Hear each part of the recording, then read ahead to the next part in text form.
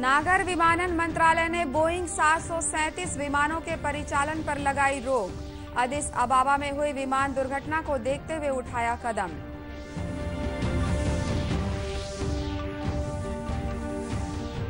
Police सुधारों पर सर्वोच्च न्यायालय का बड़ा निर्देश। कहा 6 महीने सेवा काल वाले अफसर को भी डीजीपी बनाने पर हो सकता है विचार।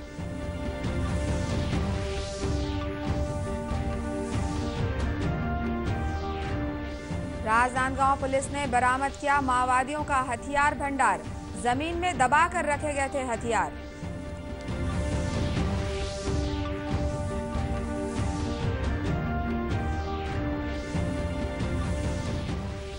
और भाजपा ने तेज की लोकसभा चुनाव की तैयारियां। बैठक कर बनाई कार्यकर्ता सम्मेलनों की रणनीति।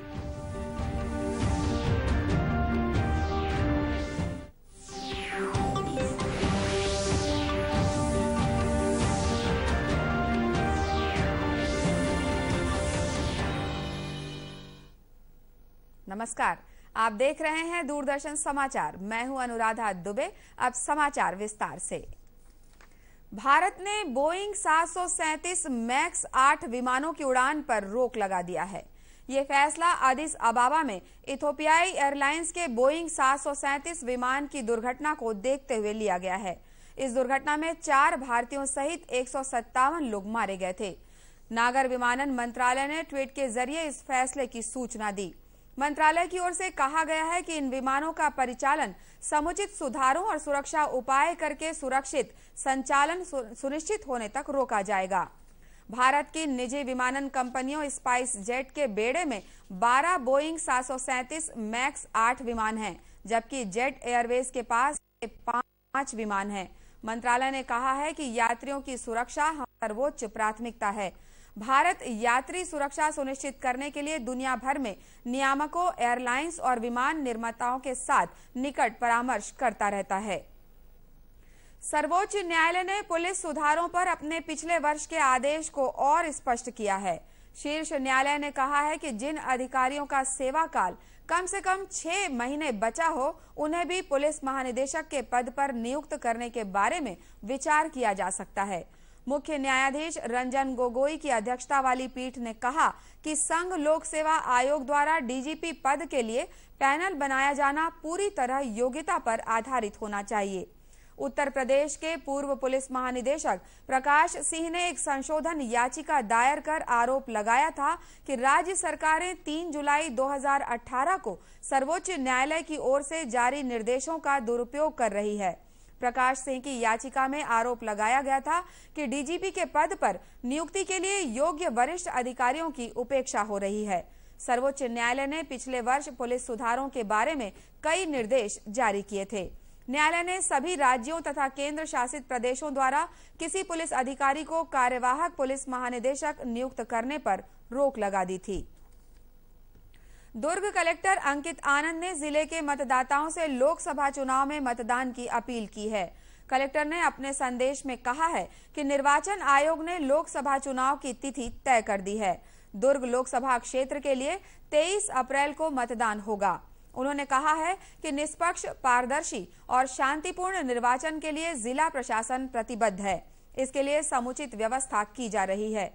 कलेक्टर ने कहा है कि चुनाव की पूरी तरह निष्पक्ष, पारदर्शी और शांतिपूर्ण संबंध कराने में आम लोगों की भागीदारी भी बहुत जरूरी है।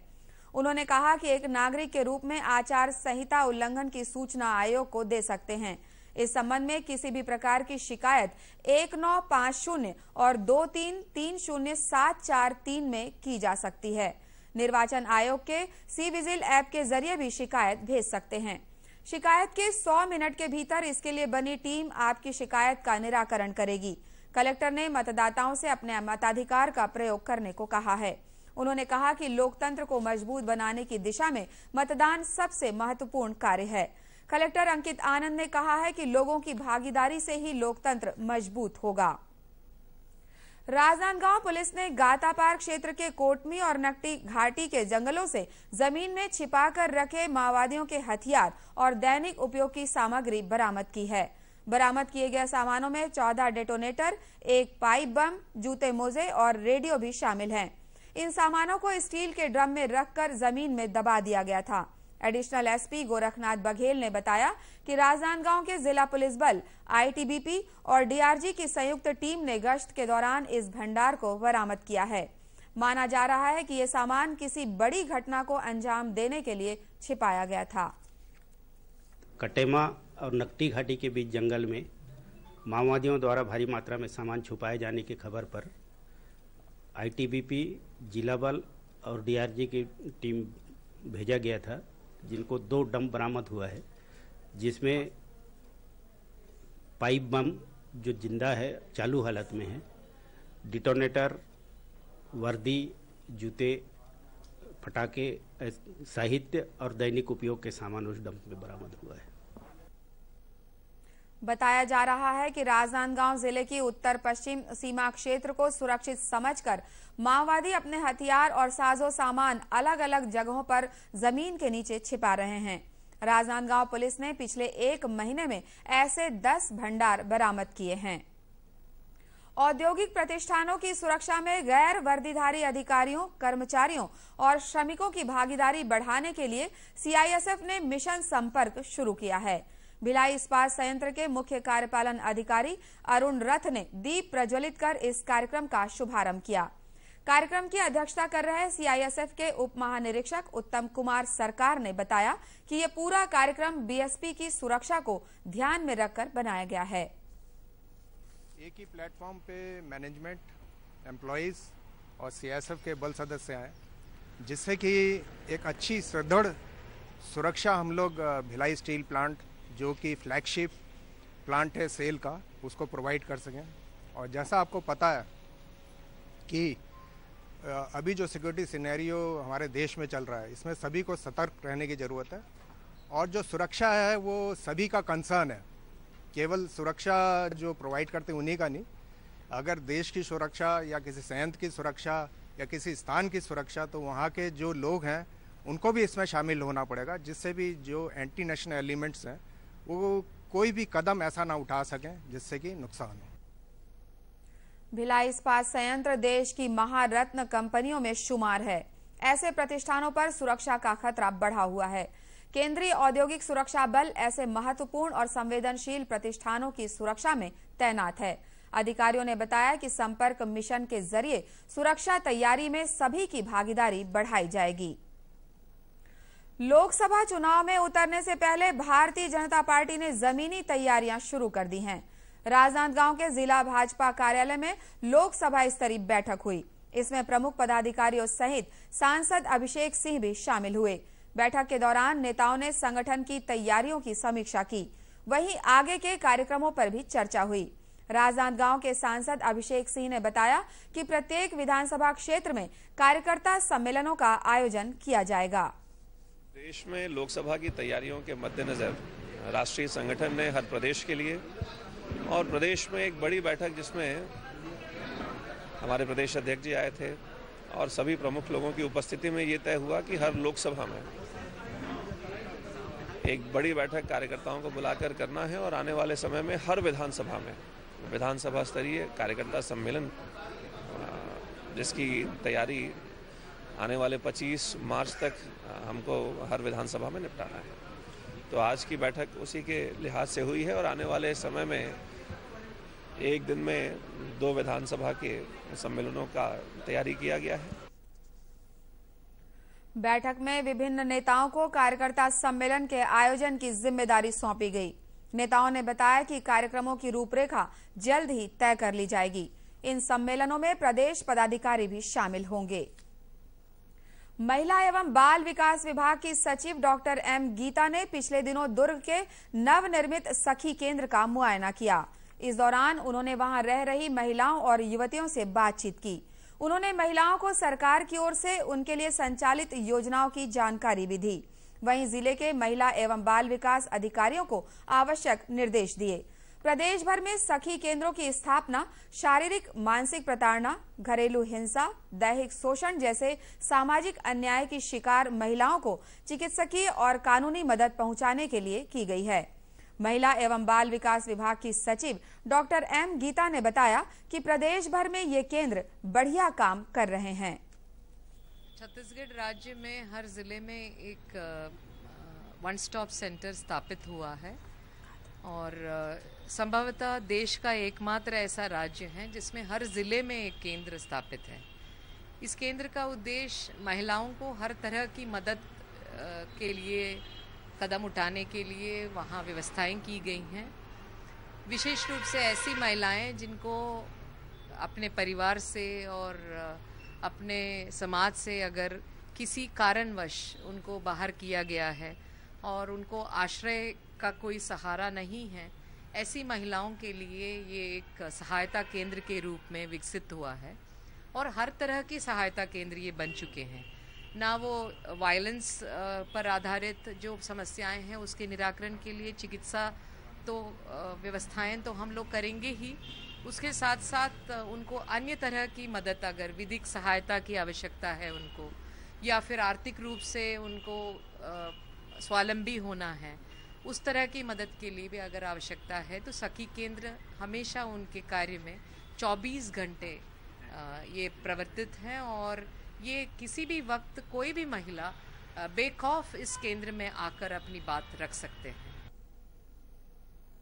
गौरतलब है कि दुर्ग के सखी केंद्र में घरेलू हिंसा की शिकार महिलाओं की संख्या सबसे ज्यादा है।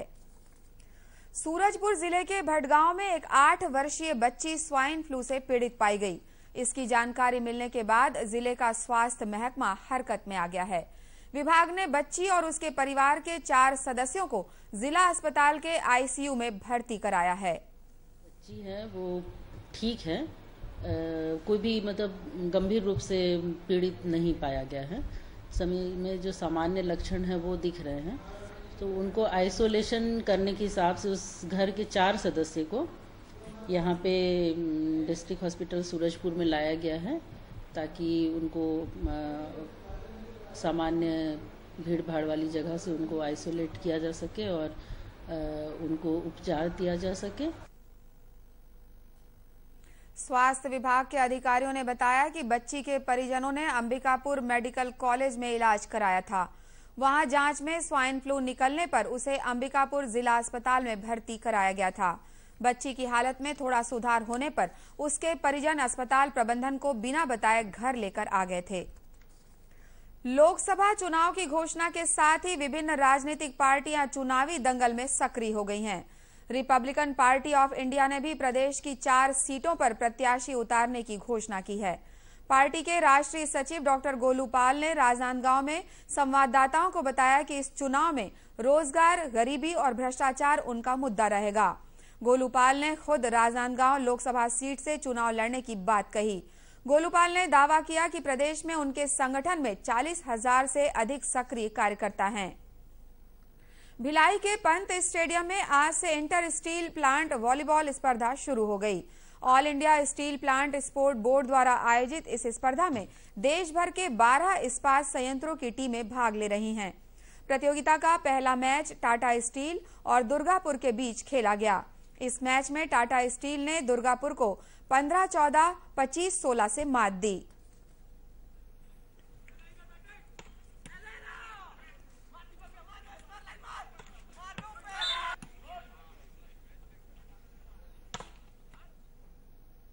अंत में मुख्य समाचार एक बार फिर।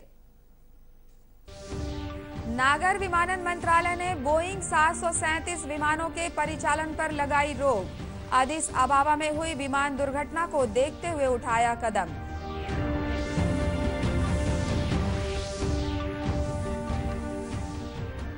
पुलिस सुधारों पर सर्वोच्च न्यायालय का बड़ा निर्देश।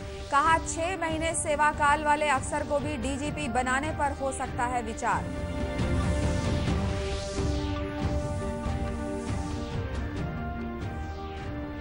राजनांदगांव पुलिस ने बरामद किया माओवादियों का हथियार भंडार। जमीन में दबाकर रखे गए थे हथियार।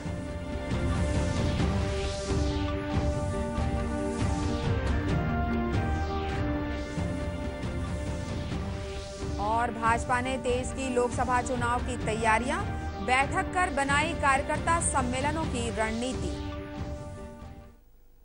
इसी के साथ ये समाचार बुलेटिन समाप्त हुआ। नमस्कार।